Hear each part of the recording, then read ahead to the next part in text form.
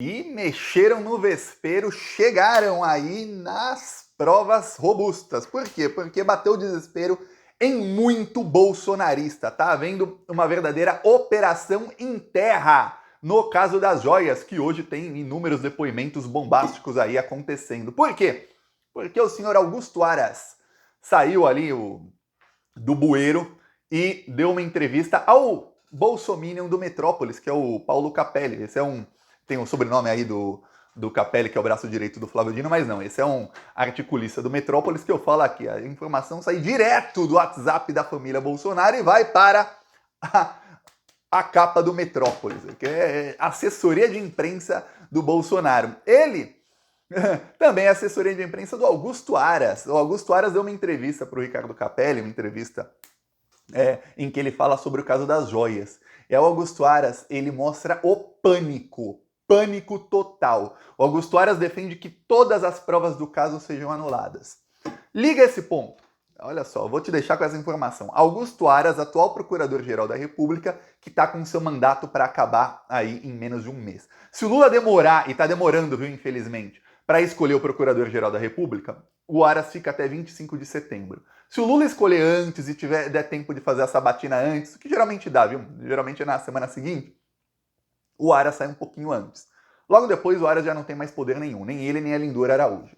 Agora imagina esse cara, menos de um mês antes de acabar o mandato dele, ele dá uma entrevista dizendo: anulem o caso das joias. Não apenas anular a investigação e tirar da STF, não. Anule todas as provas. Anular as provas, no caso quando você tem busca e apreensão de celulares, de documentos, é você dizer, ó, tudo que estava nesse celular não vale mais nada. Estranho. Tem algum celular que foi apreendido no âmbito do caso das joias e que pode causar problemas para alguém? Agora liga essa notícia, você tem aí o chefe de um órgão do Poder Judiciário, que é o Ministério Público Federal, dizendo para anular todas as provas. Liga com a notícia de que membros do Poder Judiciário estão apavorados com o conteúdo do celular de Wossef, advogado do Bolsonaro. Aqui, ó, integrantes do Poder Judiciário temem conteúdo de celular de Wossef. Por quê? Porque tem muita coisa ali de maracutaias do Wossef que a gente não faz a mínima ideia. E de repente, integrantes do Judiciário. Eu até perguntei aqui, quem são esses integrantes? De repente, Augusto Aras dá uma entrevista em que ele fala sobre outras coisas, mas a principal parte da entrevista, que é o que rendeu inúmeras matérias do Metrópolis, de capa, são os trechos em que ele fala do caso das joias. E ele tem uma visão 100% pró-Bolsonaro nesse caso, que é a visão de que, olha, o STF não poderia julgar porque o Bolsonaro não tem foro privilegiado. E, como ele não tem foro privilegiado, todas as provas obtidas por uma decisão do Alexandre de Moraes têm de ser tornadas inválidas. Agora você imagina, você aprendeu o celular, tem conversas ali. Aí, nossa, vamos tornar essa prova inválida, tá? Devolve o celular, apaga tudo que tinha ali, e aí um juiz da primeira instância pode falar, não, vamos fazer busca e apreensão de novo. Deu tempo de todo mundo apagar tudo que tinha no celular, todo mundo apagar todas as provas, todo mundo fazer tudo, você nunca mais vai ter essas provas, a investigação morre aí. Então você imagina, causa um prejuízo enorme às investigações. Mas o que estão dizendo aí em Brasília é que o problema do Augusto Aras não é nem tentar salvar o Bolsonaro, não. Porque a declaração do Aras é a seguinte, ele diz que o processo que estava na primeira instância saiu. Esse processo começou na Justiça de Guarulhos. Por quê? Porque tudo começou depois de uma apreensão que foi feita com o almirante Bento Albuquerque, então ministro de Minas e Energia do Bolsonaro, um mês antes do Bolsonaro entregar uma refinaria por 11 bilhões de reais abaixo do valor de mercado para os árabes. Este almirante chegou com 4 malas cheias de joias no aeroporto de Guarulhos, provavelmente joias, não posso falar que sim.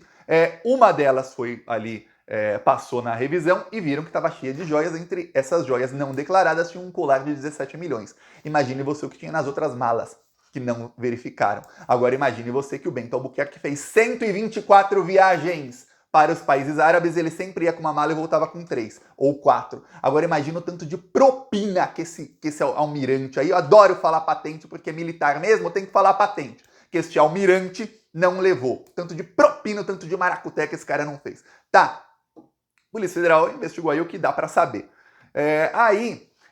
Até essa parte, começou na Justiça de Guarulhos, eu não sei o nome do juiz, nem você, ninguém divulgou, não é um Sérgio Moro da vida que quer aparecer, não. Eu não sei o nome do procurador, do promotor, nem você, nem ninguém divulgou, mas estava na primeira instância. Ali na primeira instância, junto com a Polícia Federal que estava investigando o caso, o promotor do caso, ele descobriu ali que tinha pessoas com foro privilegiado envolvidas nesse esquema aí. Não sabemos ainda quem é, porque a Polícia Federal não tornou público. Logo, ele enviou para o juiz do caso, na primeira instância. Esse juiz, na primeira instância, disse: opa, realmente a gente não pode mais ficar com esse caso.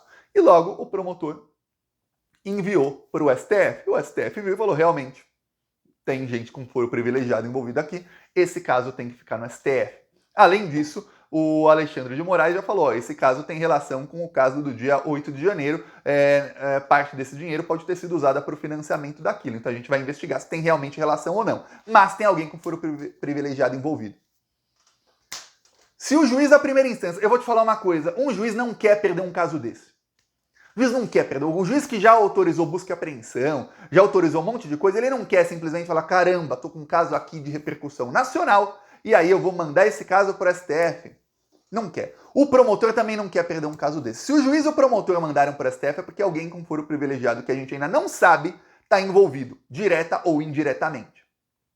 Tá. Aí, mas o Augusto Aras não quer saber. Ele diz que não. E não, o STF não pode julgar o Bolsonaro, por isso ele vai além. Os atos têm de ser todos anulados. Todas as decisões do Alexandre de Moraes têm de ser anuladas. Ele diz que a Procuradoria-Geral da República defende isso. E ele diz que a doutora Lindora Araújo, aquela que tinha encontros secretos, íntimos parece outra coisa, né? Eu não sei, mas não é aquilo. Tinha encontros ali secretos com o Flávio Bolsonaro, que teve também encontros secretos com Jair Bolsonaro. Essa aí, a maior bolsominion de todos. Se a Lindora Araújo um dia fizer uma tatuagem, não sei se ela tem outra, vai tatuar Bolsonaro na testa. Esse é o tamanho de bolsonarista que ela é. Ela emitiu um parecer dizendo que, olha, tem que anular todas as provas. Eles não querem saber de inocentar o Bolsonaro só, não. O que o Aras quer é anular as provas. O que se fala em Brasília é o seguinte: o problema do Aras e da Lindora não é nem inocentar o Bolsonaro. O problema do Aras e da Lindora é que entre as provas tem coisas que podem indicar malfeitos aí da Procuradoria-Geral da República, principalmente nos celulares de Frederic Wassef. Então, Augusto Aras está apavorado. O Aras sabe que hoje no Ministério Público Federal está tendo uma revolta de uma ala que era lavajatista e uma ala que é progressista juntas contra a gestão do Augusto Aras. Por motivos até diferentes, mas que se convergem. Você pode ver que, por exemplo, por um tempo, hoje não, mas por um tempo, toda vez que a esquerda falava mal do Sérgio Moro, o pessoal aí bolsonarista curtia, porque o Sérgio Moro, quando saiu do governo Bolsonaro, ele saiu obrigado. Então eu lembro que eu fazia posts aí no Twitter, falando denúncias contra o Sérgio Moro, aí eu ia lá nas curtidas, tinha um monte de bolsominion curtindo. Eu falei: nossa, né? Então os diferentes para alguma coisa convergem. Esses mesmos bolsominions, depois de 6 meses, estavam ali: o Sérgio Moro prendeu Lula, quando o Moro voltou a ser amigo do Bolsonaro.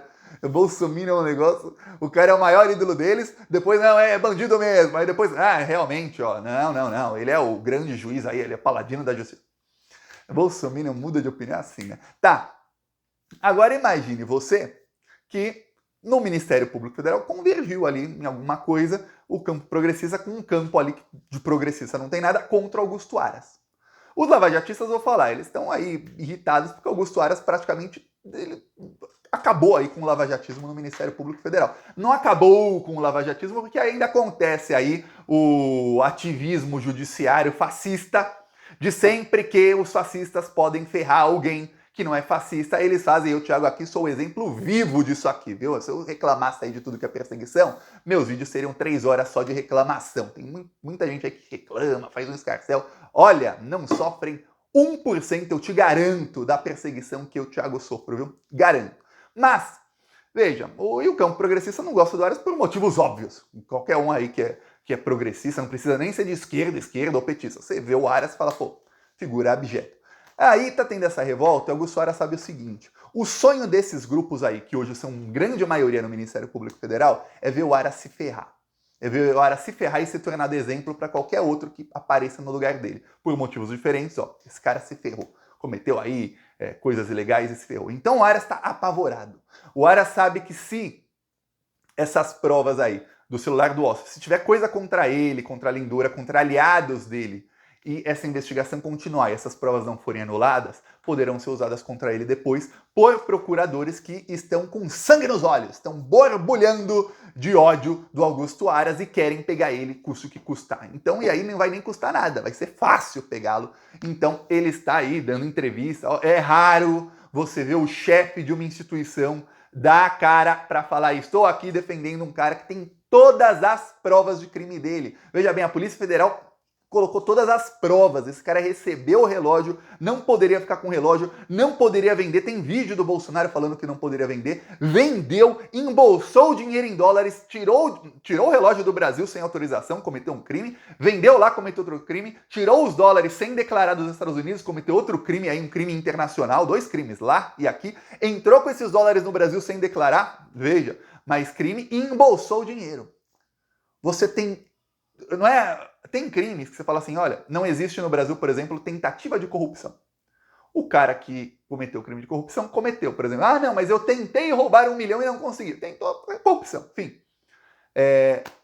Nesse caso não é nem tentativa, ele cometeu crime. Todos os crimes ali ele cometeu. Aí você vê o chefe da instituição que investiga dizendo, não, mas tem que anular as provas.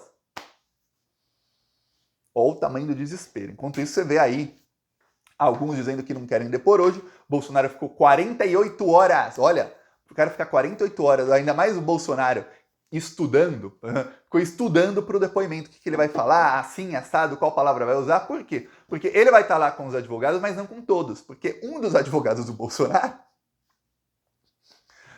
vai depor, que é o Weingarten. E o outro dos advogados do Bolsonaro também vai depor, que é o Ossif. O Ossif tá, eu não sei agora, mas estava até ontem à noite falando que não queria depor, eu não fui intimado. A Polícia Federal disse que intimou sim. A Polícia Federal disse que ele foi intimado, recebeu a intimação, ele tem que ir na sede da Polícia Federal em São Paulo e lá ele vai fazer uma videoconferência, uma chamada com a Polícia Federal de Brasília. Aí ele tem que depor por videoconferência. Se ele não aparecer lá, segundo a Polícia Federal, será preso o Ossif. Então já enseja aí um pedido de prisão. E o Ossif sendo preso, eu falo, agora começo a alegar os pontos. Membros do judiciário apavorados com o conteúdo do Ossif. O Ossif começa a fazer ameaças nos bastidores a membros do judiciário, dizendo, se eu cair, cai todo mundo, hein? Augusto Aras vem a público da entrevista dizendo, anule tudo. Vamos anular aí todas as provas. Todas. Não deixa nada nesse caso. Aí você fala, peraí, que estranho. Eu vou te falar, até a jurisprudência diz o seguinte, mesmo que uma vara seja incompetente, ou seja, vamos supor que realmente, num caso aí, vou dar um exemplo do caso Flávio Bolsonaro. Um juiz da primeira instância emitiu várias decisões no caso e conseguiu várias provas. Depois falaram, esse juiz não era competente para o caso, porque o Flávio Bolsonaro tinha foro privilegiado de deputado estadual e ele poderia ser julgado direto na segunda instância. A jurisprudência diz, as provas obtidas não são tornadas inválidas. Por quê? Porque o juiz ali, ele conseguiu as provas. A não ser que seja um juiz, aí é outro caso, que além de um juiz incompetente, seja um juiz ladrão. Exemplo, Sérgio Moro, um juiz aí que persegue a pessoa. Aí as provas são tornadas inválidas. No caso só do juiz incompetente, as provas só são tornadas inválidas por uma coisa, a prova está viciada, realmente o juiz quis ir atrás do cara, teve alguma coisa assim. No caso aí do Bolsonaro, não tem motivo para isso não. Ainda mais porque as decisões do Alexandre de Moraes foram tomadas com base no fato de que o inquérito tem a ver com o inquérito do 8 de janeiro. E se você vê, são os mesmos personagens que são investigados no inquérito dos atos terroristas do 8 de janeiro.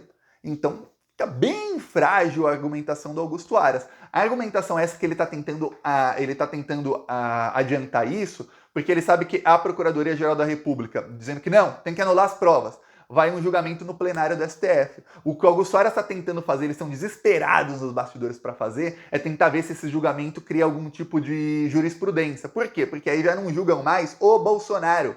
Julgam se isso vale para outros casos, uma prova de ministro do STF contra uma pessoa que não tem foro privilegiado e tal, e as provas estão ali contra essa pessoa, mas essa pessoa não poderia ter sido investigada pelo STF. É isso, nesse imbróglio jurídico, que o Augusto Aras quer entrar, fazer uma confusão aí no processo para tornar suspeito o Alexandre de Moraes do STF. Por quê? Porque aí talvez o STF julgaria dizendo, ó, não, mas em outros casos assim, realmente, não sei. Esse caso aí, talvez não, mas, bom...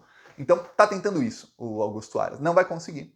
Ele sabe que depois de 25 de setembro, tem uma chance enorme da Procuradoria-Geral da República. Eu vou te falar, a gente vai ver muita notícia assim em outubro, muita mesmo. Prepara outubro, viu? Que vão dizer assim, Procuradoria-Geral da República muda entendimento no caso Bererê Barará. Procuradoria-Geral da República muda o entendimento. Guinada da Procuradoria-Geral da República. Por quê? Porque todos os entendimentos fascistas para defender o Bolsonaro serão mudados pelo novo Procurador-Geral da República. Eu só espero que o Lula faça uma escolha certa. Uma. Olha, eu espero que o Lula baixe o que baixou nele naquele dia 6 de julho de 2006. Tá falando, Thiago, o que aconteceu nesse dia? Foi o dia que o Lula assinou a nomeação do Lewandowski pro STF. Eu espero que baixe isso no Lula. Eu falei, vou escolher.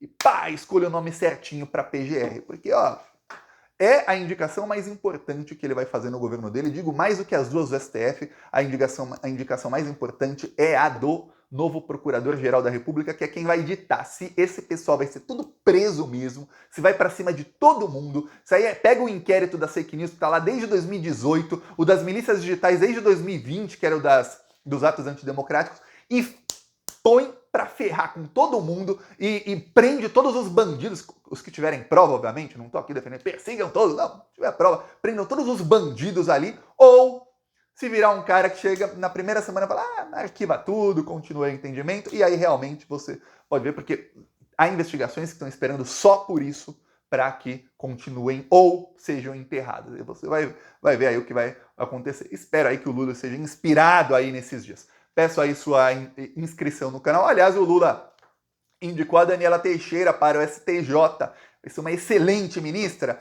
Ela... teve uma lei que foi feita em homenagem a ela. Só que, para acabar o vídeo, ela, quando era advogada, ela estava na fila do Joaquim Barbosa, aquele que o Lula indicou para o STF.